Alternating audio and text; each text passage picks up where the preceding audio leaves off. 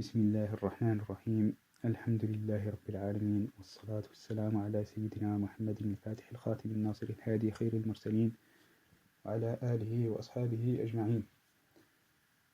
Bon, pour cette nouvelle série, Inch'Allah, qui se concentrera sur l'étude, l'explication de Sharh al-Aqaid al-Nasafiyya de Sa'd al-Din Taftazani, radiyallahu anhu wa ardah. On va donc étudier cet ouvrage qui est généralement l'ouvrage classique qu'on utilise lorsqu'on veut compléter le deuxième palier dans l'étude de l'Aqida, c'est-à-dire après avoir complété le premier palier qui contient le nécessaire de l'Aqida et puis le gros du gros des masaïl les plus importantes que les musulmans doivent connaître. Et on n'a pas réellement réalisé ça via la série sur l'Yaquta. L'Yaquta, c'est plutôt uniquement le nécessaire, le nécessaire pour chaque musulman. Généralement, les étudiants font plutôt un texte du type Jawhar al-Tawhid, al-Kharid al-Bahiyya ou al-Barahin ou quelque chose de ce type. Bon, on l'a pas fait, mais alhamdulillah, en français, il existe des shuruh de ces ouvrages. Et donc, on n'a pas vu qu'il était utile d'y revenir. Et ce second palier, le palier où on étudie Sharh al-Aqaid al-Nasafiyya ou l'Iqtisad de l'Imam al-Ghazali ou les deux, c'est plutôt un palier où on va permettre à l'étudiant de s'initier au masaïl de Ilm Kalam en global, de comprendre les grandes problématiques et puis d'avoir les outils pour pouvoir approfondir ces masaïl et puis pour s'attaquer à des masaïl plus compliqués. En gros, ici, il y a déjà 80% de Ilm Kalam. Les masaïl en global sont déjà totalement réunis dans ce livre, dans ce texte.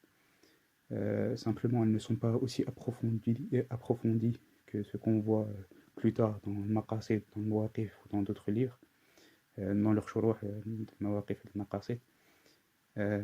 Ce qu'on voit ici, c'est simplement l'introduction à ces problématiques, puis des réponses qui ne rentrent pas dans les détails des contradictions des écoles opposantes à Al-Sunnah wal-Jama'a à l'intérieur de l'islam, comme des écoles opposantes à l'islam en général. Et puis évidemment, je dis 80%, et puis les 20% exclus, c'est certaines masaïl problématiques, puis toutes les masaïl qui sont des masaïl plutôt modernes, qui découlent des nouveaux courants philosophiques et puis de la nouvelle configuration de la société avec les nouveaux questionnements philosophiques qui naturellement n'existaient pas à l'époque de Taftazani, ni dans le monde, ni plus spécifiquement dans le contexte religieux dans lequel et philosophique dans lequel a évolué Sa'd al-Din Taftazani, et donc évidemment naturellement il ne s'y est pas attardé. Pourtant c'est essentiel aujourd'hui dans notre époque de s'attarder sur les nouvelles pensées philosophiques qui existent. Mais ce n'est pas l'objet du texte. Le texte, on va plutôt s'initier aux outils, puis dès lors qu'on dispose des outils et de la compréhension générale des problématiques classiques, et puis de la réponse aux erreurs intra-islam, Mu'tazila, Jahmiya, etc., et aux problèmes extra-islam, c'est-à-dire toutes les positions philosophiques de l'école de la Grèce antique, on a déjà un corpus suffisant ou assez important pour pouvoir plus tard évoluer sur d'autres questions. Donc ça, c'est pour la présentation générale. On va revenir un petit peu sur l'auteur, ou les deux auteurs, puisque l'auteur du Sharh, c'est Sa'd al-Din al-Taftazani, et l'auteur du texte qui est expliqué, c'est l'imam Nasafi, radiyallahu anhu. Donc on va commencer rapidement par présenter celui-ci. C'est pour le Nasafi, Abu Hafsin, Omar ibn Muhammad ibn Ahmad al-Nasafi, qui est né de son nom, à Nasaf, en 461 de l'Hijra, ou en 462 de l'Hijra. Un juriste Hanafi, connu surtout pour un texte sur le furu' dans le madhab Hanafi, sur des questions Hanafi, et puis pour ce texte en soi, l'Aqaid al-Nasafiyya, qui a été maintes fois expliqué, et surtout par Sa'd al-Din Taftazani, puis le texte de Sa'd al-Din Taftazani, l'explication de Sa'd al-Din Taftazani a joui d'un nombre incalculable de hawashi dessus, ce qui a permis de rendre ce texte, le texte premier, l'Aqaid al-Nasafiyya, plus célèbre que ce qu'il n'était de base. Bon, c'est un faqih hanafi. Il a quelques textes sur les lectures du Coran, et puis quelques textes où il a regroupé certains hadiths qu'il a entendus avec ses asanides. Puis on va pas trop s'allonger sur les biographies. Pour Sa'd ad-Din Taftazani, il est tout aussi connu, ou encore plus connu que l'imam Nasafi. Et c'est Mas'ud ibn Umara ibn Muhammada al-Ghazi Taftazani. Taftazani, ça vient de sa ville Taftazan, au Khurasan, dans laquelle il est né en 722 de l'Hijra. L'imam Sa'd a appris des grands savants de l'époque dans Al-Kalam, et surtout de celui qui n'a point de pareil dans cette science, et qui est l'imam Arduddin Iji, celui qui l'a initié aux sciences des Ma'qulat, et auprès de qui il a commencé ses études dans ce domaine. L'imam Arduddin Iji, pas besoin de le présenter tellement il est connu, mais il est peut-être intéressant de citer un petit peu le début de l'imam Sa'd ad-Din Taftazani et de son lien avec Arduddin Iji. Arduddin Iji, qui était connu pour enseigner c'est tous les domaines de l'aqliyat, le mantiq, usul fiqh, et puis al-kalam, et qui avait des cours très, très difficiles. Il rentrait vraiment dans les masaïl, puis détaillait et détaillait les détails et détaillait les détails des détails. Et c'était très très compliqué de le suivre. Donc n'étaient présents avec lui généralement que des savants, déjà des gens complets dans ce savoir, ou des étudiants d'une intelligence particulièrement aiguisée. Bon, l'imam Sa'd ad-Din Taftazani, c'était pas du tout son cas, malheureusement. Au début, l'imam Sa'd ad-Din Taftazani, il était connu plutôt pour sa stupidité, sans vouloir lui manquer de respect. C'est-à-dire que on le prenait comme exemple. C'était l'exemple du stupide, de l'idiot, celui qui ne comprenait rien, celui qui posait des questions totalement impertinentes, celui qui, voilà, dès lors qu'il parlait, on attendait quand est-ce qu'il se taise. Et l'imam Arduddin Iji, dès lors que quelqu'un posait ou disait quelque chose qui était illogique ou incohérent, il lui disait quoi, tu agis comme Taftazani maintenant, tu agis comme Sa'd, ou tu es devenu comme Sa'd, ou tu ressembles au Sa'd dans tes propos. En tout cas, bref, il était un petit peu la risée du cercle de l'imam Sa'd ad-Din Taftazani. Jusqu'à ce qu'un jour, l'imam Sa'd pose des questions, et puis commence à parler un petit peu dans le cercle de Arduddin Iji pour demander des explications supplémentaires, sauf que ce qu'il disait était tellement impertinent que l'imam Arduddin Iji lui a dit écoute, ça sert plus à rien, pars, ne reviens plus, ne reviens plus, ça sert à rien que tu étudies Al-Kalam. Et là, un petit point de détail, Al-Kalam, c'est une science difficile. Lorsqu'on étudie Al-Kalam, souvent on a un petit peu l'impression qu'on comprend mieux que les autres, et très souvent c'est faux. Souvent on a l'impression que en fait c'est facile pour nous, mais très très souvent c'est encore plus faux, et très souvent on est amené à penser des choses qui n'ont aucune part de la réalité. Et ce Al-Kalam, le souci avec et le grand danger avec Al-Kalam, c'est qu'on ne discute pas de questions secondaires ou de questions pas importante. On discute d'Allah Azza wa Jal, on discute des prophètes. Donc lorsqu'on se trompe, souvent l'erreur est gravissime. Souvent l'erreur nous pousse à l'innovation, voire même au kufr, wal-'iyadhu billah. D'où l'importance d'être extrêmement rigoureux lorsqu'on étudie Al-Kalam, et extrêmement rigoureux lorsqu'on l'applique, et toujours le prendre avec humilité et rabaissement de soi. Ceci étant, puisque l'imam Sa'd était stupide, il semblait pour Arduddin Iji que c'était dangereux pour lui qu'il continue sur le chemin d'Al-Kalam, d'où le fait qu'il lui ait conseillé de partir et de plus revenir à son dars. Et puis Sa'd Taftazani est parti totalement attristé. Il retournait dans sa chambre ou dans l'endroit où il vivait, puis de façon totalement attristée a repris certains de ses textes qu'il a commencé à réviser, à réfléchir. Il tentait de pallier sa non-disposition, non-prédisposition à cette science par un travail acharné. jusqu'à ce qu'il entende toquer sur sa porte un homme qui lui dit « Viens te balader avec moi ». L'imam Sa'd lui dit « Pars, je ne veux pas me balader avec toi ». L'homme revient une seconde fois et lui dit « Viens te balader avec moi ».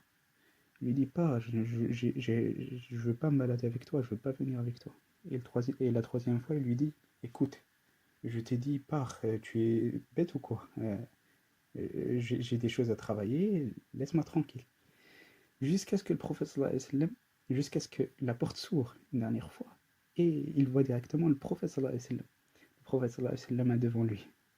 Et là, l'imam Saad est sous le choc, naturellement. Le prophète sallallahu alayhi wa sallam lui dit, bien sûr c'est une vision, il est né 6 siècles, 7 siècles après le hijra. C'est une vision, à l'état d'éveil, mais c'est une vision.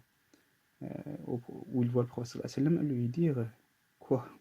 Saad ibn Taftazani, on t'appelle 3 fois et tu refuses de venir. C'est-à-dire on t'envoie 3 fois des gens, quelqu'un qui vient te chercher et tu refuses de venir. Et Saad ibn Taftazani, il s'excuse, il lui dit excuse-moi, ya Rasulallah, je suis une personne stupide et j'étais concentré sur mon travail. Et le prophète sallallahu alayhi wa sallam l'a pris et ils se sont baladés, puis il s'est réalisé durant cette balade et durant cette marche des choses que celui qui s'intéresse à cette histoire pourra récupérer dans un livre qui s'appelle Shadarat al-Dhahab, où il raconte, il va dans la biographie de Sa'd ibn Taftazani, et dans Shadarat al-Dhahab, il explique cette histoire en détail. Mais en tout cas, par la baraka du prophète sallallahu alayhi wa sallam et par le regard qu'il a posé sur lui, l'imam Sa'd s'est transformé et Allah Azza wa Jal lui a donné, par la baraka du messager d'Allah sallallahu alayhi wa sallam, une intelligence particulière. Le lendemain, il va chez Sidi Adruddin Iji, il va s'asseoir dans son dars. L'imam Al-Adud le regarde. Il l'avait viré hier. Qu'est-ce qu'il fait aujourd'hui? On l'a viré hier, on lui a dit ne reviens pas, et toi tu reviens encore. Mais, comme le bon et le pieux savant qu'il était, il n'a pas voulu relever, et puis, dans l'indulgence qui est connue chez les ulama, il s'est tué, il a fait comme si de rien n'était. Les Tollaba sont arrivés petit à petit, et puis Adruddin Iji a commencé à détailler certaines positions dans Ibn Kalam. Et Sa'd ibn Taftazani intervient et lui dit à Sidi Adruddin Iji, je pense que vous avez mal compris ça, vous vous êtes trompé sur ça. Il commence à détailler, il commence à parler pendant tous les Tollab le regardent et disent mais qu'est-ce qu'il raconte ce fou? Et tout le monde commence à se moquer de lui, n'ayant pas compris ce qu'il disait, pensant que ce qu'il racontait c'était n'importe quoi et qu'il était juste simplement en train de raconter un charabia qui ne voulait rien dire. Mais Adruddin Iji, le savant, il a très bien compris. Et il s'est rendu compte de ces erreurs. C'était des erreurs minimes sur quelques points secondaires de Ilm Kalam. J'ai cherché partout à retrouver c'était quoi ces questions en particulier, mais malheureusement, l'auteur de Shadarat n'a pas plus détaillé ça. Mais malheureusement, c'est introuvable. En tout cas, Adruddin Iji, se rendant compte de la situation, leur dit taisez-vous, taisez-vous. Par Allah, tu n'es plus le Sa'd que j'ai rencontré hier, tu es un nouveau Sa'd. Et Sa'd ibn Taftazani a après été avancé, rapproché de Adruddin Iji, il l'a mis comme prof remplaçant à sa place, et puis il a pris son ampleur dans cette science, dans Ilm Kalam, et il a écrit dans cette science un nombre incalculable de livres, de textes et de lettres, et puis un nombre de lettres, c'est des choses qui sont malheureusement inaccessibles aujourd'hui, des textes, des lettres qui ne sont jamais apparues, beaucoup qui ont été perdus, et beaucoup de débats dont on a entendu parler mais dont on n'a pas de procès-verbaux. Malheureusement, ça c'est ce qui est perdu, mais ce qu'on a gardé, on a ce charh sur l'Aqaïd Nasafiyya, et puis on a ce qui est aujourd'hui la référence ultime, ou la référence pour les étudiants lorsqu'ils veulent terminer leur cursus dans l'étude de la science. Il a écrit le livre qu'on appelle Maqasid, et son Sharh aussi. Il a écrit Sharh Maqasid et Sharh Maqasid, qui est la référence avec le Mawaqif et Sharh al-Mawaqif par l'imam Sharif al-Jurjani, qui sont la référence ultime pour la fin du cursus scientifique de celui qui étudie al-Kalam. Et donc, en dehors de ça, il a d'autres livres dans le Mantiq, un Sharh sur al-Shamsiyya qui est aussi une référence, c'est le Sharh le plus connu sur sur al-Shamsiyya, Risala al-Shamsiyya, qui est un ouvrage dans la science de la logique. Et puis, en Usul al-Fiqh, il a un Sharh sur le Mukhtasar du Muntaha d'Ibn al-Hajib. Et il a d'autres textes, surtout dans le domaine de la rhétorique, le Balagha, et parmi les Moutoun aussi, qu'on étudie de sa part, son Sharh, sur Tasrif al-Izzi, donc dans la science du Sarf. Tasrif, c'est un maître débutant dans cette science. Et il a Irshad al-Hadi dans la science du Nahou, et d'autres ouvrages dans le Bayan, dans le Ma'ani, etc., dans tous les domaines linguistiques. Vous verrez d'ailleurs que les sciences linguistiques, Usul al-Fiqh, le Mantiq et le Kalam sont des sciences qui sont très proches du point de vue où ce sont des sciences qui rentrent dans l'aqliyat, plus dans l'aqliyat que dans le naqliyat. Là où le fiqh, même si le fiqh mélange beaucoup aqliyat et naqliyat, mais la partie dans le fiqh c'est plus naqli que aqli. La même chose le hadith, etc., etc. Et les autres sciences, le qira'at, etc., parmi les sciences. Et puis dans l'arabe et le mantiq et l'usul et le kalam sont des sciences plus rationnelles, entre guillemets. D'où le fait que lorsque un savant s'occupe de ilm al-kalam, généralement il s'occupe aussi à côté de usul fiqh, et il s'occupe aussi de l'arabe.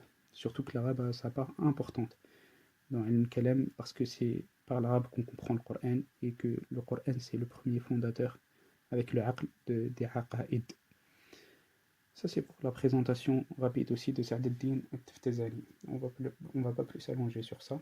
On va commencer directement, Inch'Allah, dans la lecture du texte. Donc, l'imam al-Nasafi dit Bismillah ar-Rahman ar-Rahim. Et en sharh, l'imam Sa'd ad-Din al-Taftazani dit Bismillah ar-Rahman ar-Rahim. Alhamdulillah al-Mutawahhidi bi jalali dhatihi wa kamali sifatihi, al-Mutaqaddisi fi nu'uti al-jabaruti an shawa'ib al-naqsi wa simatihi. الصلاة على نبيه محمد المؤيد بساطع حججه وواضح بياناته وعلى آله وأصحابه هداة طريق الحق وهماته. Une introduction où il loue Allah Azza wa Jal et prie sur son messager, comme toutes les introductions pour demander la baraka de la part d'Allah Azza wa Jal et à travers le messager d'Allah sallallahu alayhi wa sallam, et comme tous les livres et en application du hadith, toujours où le prophète sallallahu alayhi wa sallam a dit كل أمر ذي بال لا يبدأ فيه بسم الله فهو أبتر, pour la basmala. Et pour l'hamdallah, même chose, il y a une autre riwaya, ou plutôt un autre hadith qui dit كل أمر ذي بال لا يبدأ فيه بحمد الله فهو أبتر أو أقطع أو أجدم, selon les riwayat, et tous signifient stérile, manquant de baraka. وبعد فإن مبنى علم الشرائع والأحكام وأساس قواعد عقائد الإسلام هو علم التوحيد والصفات الموسوم بالكلام المنجي من غياهب الشكوك وظلمات الأوهام. Et là, c'est une partie intéressante. Ensuite, il affirme que le fondement de la science des lois et des jugements, c'est-à-dire du fiqh et de toutes les ibadat et de toutes les adorations qui font partie des rites de la religion, et le fondement des règles qui s'attachent aux croyances que doivent avoir les musulmans, sont une science qu'on appelle ilm tawhid, la science du tawhid, et des sifat et des attributs, le mawsou, qu'on nomme généralement le kalam. Le fondement de tout le reste, c'est ilm kalam. Pourquoi? Parce que tous les actes, s'ils n'ont pas derrière eux une croyance ferme et droite, n'ont aucune valeur. Tout cheminement, toute spiritualité, toute forme d'action, toute forme de rapprochement d'Allah Azza wa Jal, s'il n'est pas construit de base sur un fondement solide qui est une aqida authentique, alors c'est comme si ce n'était rien. C'est simplement un mirage. D'où l'importance et la place essentielle qu'a cette science, c'est-à-dire ilm al-kalam, dans l'islam et pour les musulmans. Et pourquoi s'en occuper est une priorité absolue. C'est un fard kifaya. On va rester un petit peu, on va faire une petite parenthèse. L'étude du minimum de aqida, c'est un fard aini, un devoir individuel pour chaque musulman de connaître le minimum nécessaire de aqida, le ma'lum min ad-din bi-darura. L'étude de ilm al-kalam est généralement considérée comme, ou en tout cas chez la majorité des fuqaha, comme un fard kifaya, un devoir sur la communauté, un devoir global. C'est-à-dire que quand une partie suffisante ou un nombre suffisant de personnes connaissent et apprennent cette science, alors l'obligation disparaît sur les autres. S'il n'y a personne qui l'apprend, alors tout le monde aura commis le péché d'avoir délaissé cette science qui est nécessaire. Quand je dis ilm al-kalam, ici j'entends التوسعة في علم الكلام, parce que généralement on utilise علم الكلام même pour parler de la aqidah, même pour parler des moutons les plus simples, on dit c'est علم الكلام, même s'il n'y a pas vraiment de kalam dans le sens de vraiment de réflexion poussée dans la aqaïd.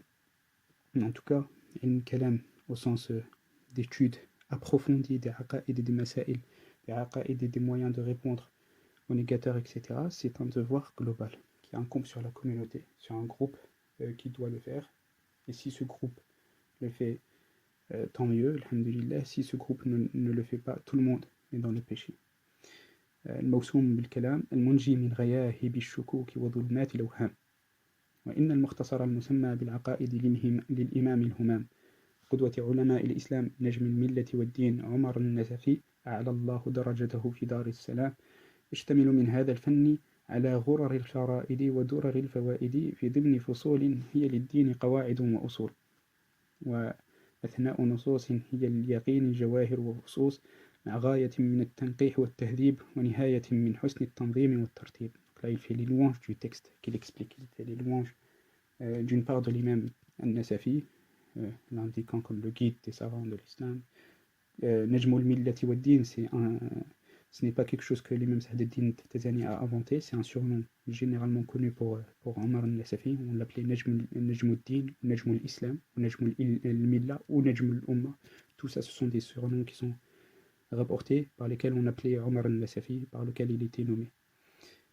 Et puis il parle de ce texte de l'imam Nasafi qui s'appelle l'Aqaïd et l'indique comme contenant tous les chapitres les plus importants pour les fondements de la religion. D'où le fait qu'il l'ait choisi lui pour l'expliquer. Et pourquoi c'est quelque chose qui est utile.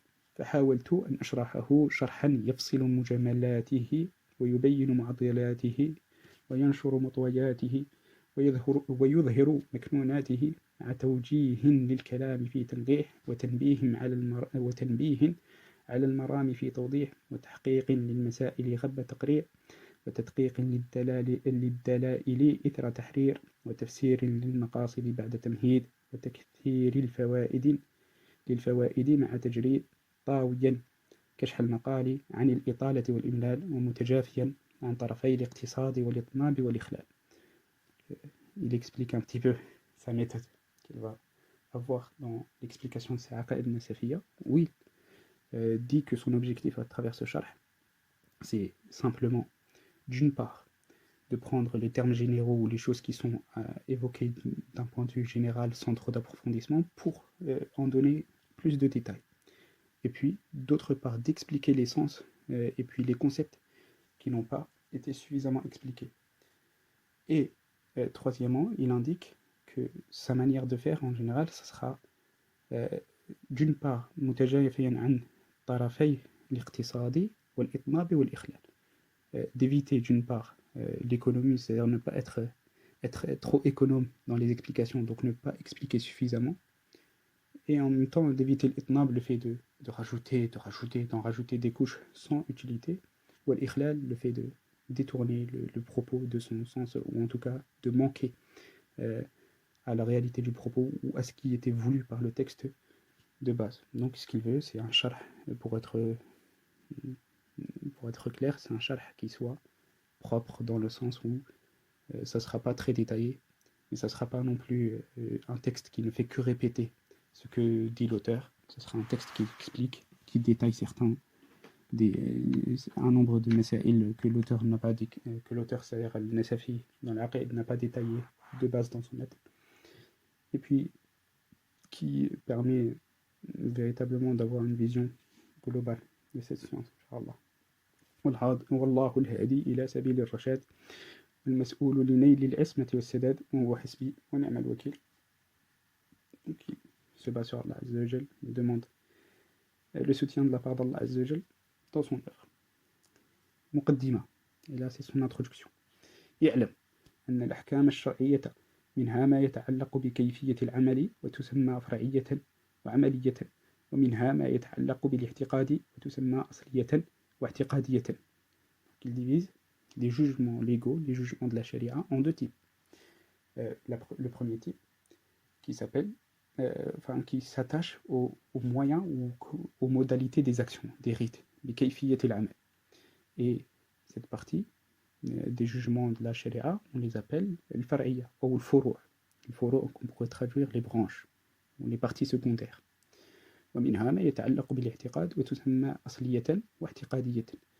Et puis une deuxième partie de ces jugements de la charia qui s'attache à la croyance et qu'on nomme fondatrice ou des fondements, asliyatan, wa'tiqadiyatan, et de croyance. Donc en gros, il y a deux parties dans les jugements de la charia, la partie des sciences des furu' et la partie des sciences des usul. Lorsqu'on parle des usul, ici, on parle de usul l'ihtiqad, on ne parle pas de usul fiqh. Même ça rentre dans le far'iyya, en réalité, si on prend cette division première. On parle de usul l'ahkam shar'iyya, ici, dans cette terminologie, on parle de tout ce qui se rattache, de la science qui se rattache à tout ce qu'on doit croire ou ne pas croire, la aqida, al-kalam. Et puis, la partie des furu', c'est la partie qui se rattache au droit, c'est la jurisprudence et ses fondements. والعلم المتعلق بالأولى يسمى علم الشرائع والأحكام لما أنها لا تستفاد إلا من جهة الشرع ولا يسبق الفهم عند إطلاق الأحكام إلا إليها. Donc la partie sur les furu' on l'appelle la science des législations et des jugements. Pourquoi? Parce que ça ne se base que sur le shar', que sur le texte de base du shar' avec certains fondements évidemment qui nous permettent d'aborder ces textes, mais ça se base que sur le shar'. Et c'est-à-dire qu'il n'y a pas de compréhension première, initiale du shar' ou de cette science qui s'appelle la science des furu' si on n'a pas la matière première de ce savoir. وبالثانية علم التوحيد والصفات لما أن ذلك أشهر مباحثه وأشرف مقاصده. Donc la seconde science, on l'appelle la science du tawhid, de l'unification, والصفات. Ça c'est une ancienne manière d'appeler ilm al-kalam, on l'appelait ilm al-sifat aussi, et des attributs, la science des attributs. À l'époque on appelait la science des attributs puisque c'était une des questions primordiales, une des questions premières qui était traitée par cette science. Bon, généralement c'est pas cette science ne se concentre pas uniquement sur les sifat d'Allah Azza wa Jal, mais c'était une des parties les plus importantes, des plus essentielles dans l'étude de la science, et puisque c'était un point fondateur dans cette science, on l'appelait à l'époque ilm al-sifat. لما أن ذلك أشهر مباحثه وأشرف مقاصده. L'imam al-Taftazani lui-même le dit, parce que ces points, c'est-à-dire le tawhid, l'unification d'Allah Azza wa Jal, ou sifat, les attributs d'Allah Azza wa Jal, sont les questions les plus célèbres dans cette science et les plus nobles à comprendre. وقد كان الأوائل من الصحابة والتابعين رضوان الله عليهم أجمعين لصفاء عقائدهم ببركة صحبة النبي صلى الله عليه وسلم وقرب العهد بزمانه ولقلة الوقائع والاختلافات وتمكنهم من المراجعة إلى الثقات مستغنين عن تدوين العلمين وترتيبهما أبوابا وفصولا وتقرير مباحثهما فروعا وأصولا. Cette division qu'on a, que le Taftazani explique, qui est la division entre le furu' et l'usul, et puis le simple fait d'écrire ces sciences et puis de les diviser en chapitres, en parties, en livres, etc., etc., il dit que ça ne concernait pas les sahaba. Pourquoi? Parce que les sahaba, par la baraka de leur accompagnement du prophète sallallahu alayhi wa sallam et de leur rapprochement avec lui, et en raison du peu de questions, du peu de problèmes qu'il y a eu dans l'Aqida. Il y a eu beaucoup de problèmes après. Il y a eu beaucoup de questions nouvelles. Il y a eu les Mu'tazila qui ont commencé à faire apparaître des choses. Les livres de philosophie ont été traduits. Donc il y a eu beaucoup de doutes, d'ambiguïté, ce qui n'existait pas à l'époque des Sahaba. Donc eux n'avaient pas besoin d'écrire tout ça, n'avaient pas besoin de le mettre en texte, en partie, en chapitre, et puis de les étudier, et puis de les enseigner. D'où le fait qu'ils ne l'ont pas fait. Ils ne l'ont pas fait.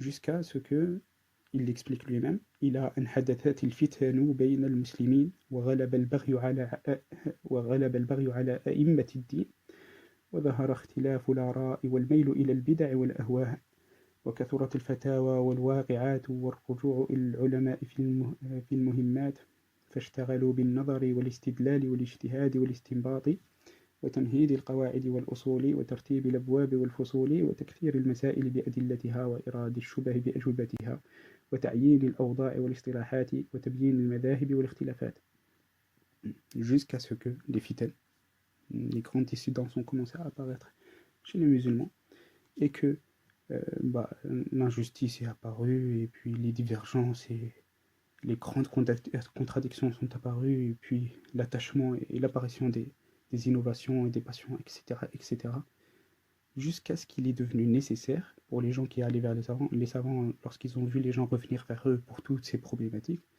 il est devenu nécessaire pour eux de s'occuper de la réflexion, de la construction des preuves, de l'effort d'interprétation, et puis de la déduction, et puis de la clarification des règles. Donc, nadar, istidlal, ijtihad, l'istinbat, tamhid al-qawaid wal usul.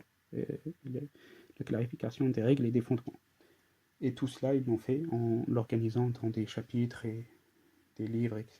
Et puis en citant les problématiques, en citant les preuves des problématiques, en citant les ambiguïtés et en répondant à ces ambiguïtés, en réponse à cette situation inédite qui est apparue dans l'islam et chez les musulmans.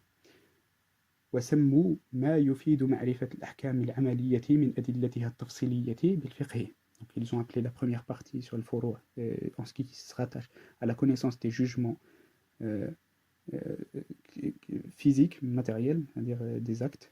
Ils ont appelé ça le fiqh, que ceci est basé sur des preuves tirées et qui respectent la méthodologie de l'usul fiqh. ومعرفة أحوال الأدلة إجمالا في إفادتها الأحكام بأصول الفقه. Et puis ils ont posé une autre science qui est le fait de connaître les types de preuves en général et non pas leur utilisation. Il y a l'utilisation des preuves qui est dans le fiqh et puis la connaissance des concepts même de preuves, de leur fonctionnement, etc. Ils ont appelé ça usul fiqh. ومعرفة العقائد عن أدلتها بالكلام. Et quand la troisième partie qui revient au usul au sens large ou au sens premier de la terminologie, ils ont appelé ça le kalam, qui est la connaissance des aqaïd en se basant sur les preuves. لأن عنوان مباحثه كان قولهم الكلام في كذا وكذا. Donc ça, c'est une des théories de pourquoi on appelait le kalam ilm kalam. Parce qu'à l'époque, les premiers livres qui ont été posés dans ce livre, leurs chapitres, les chapitres de leurs livres s'appelaient al-kalam fi ce qui est dit ou les paroles concernant telle ou telle mas'ala.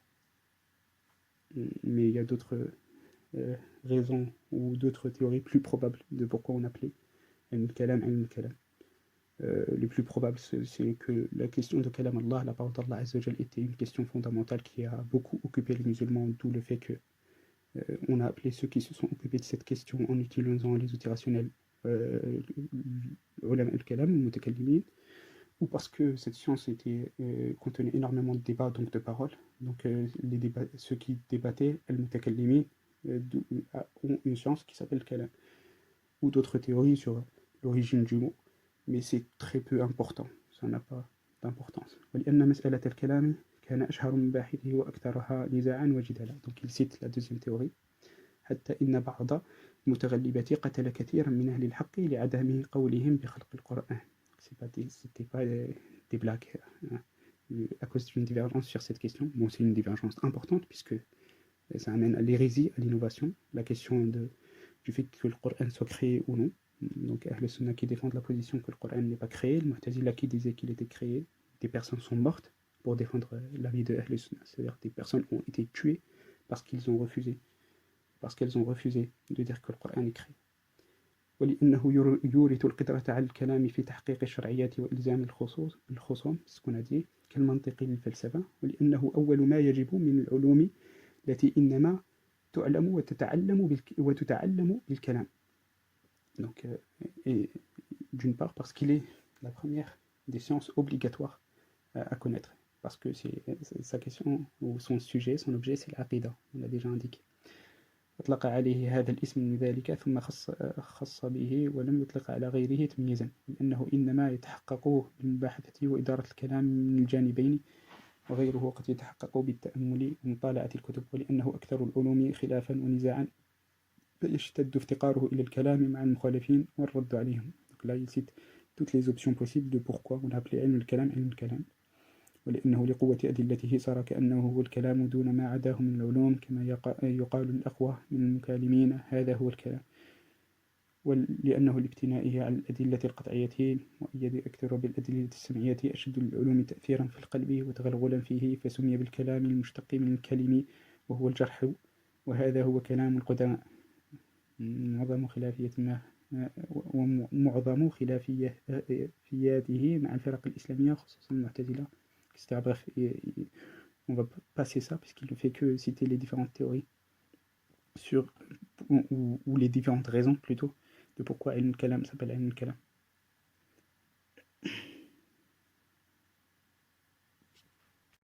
Bon, après il parle rapidement des Mu'tazila et de la question et de comment est apparu l'Ihtizal et puis de la Tawba de l'imam Abu al-Hasan al-Ash'ari, ce qui est intéressant et sur quoi on reviendra Inch'Allah dans la vidéo suivante, parce que je pense qu'il vaut mieux qu'on divise la partie introduction en deux pour ne pas trop rallonger, pour ne pas trop ennuyer.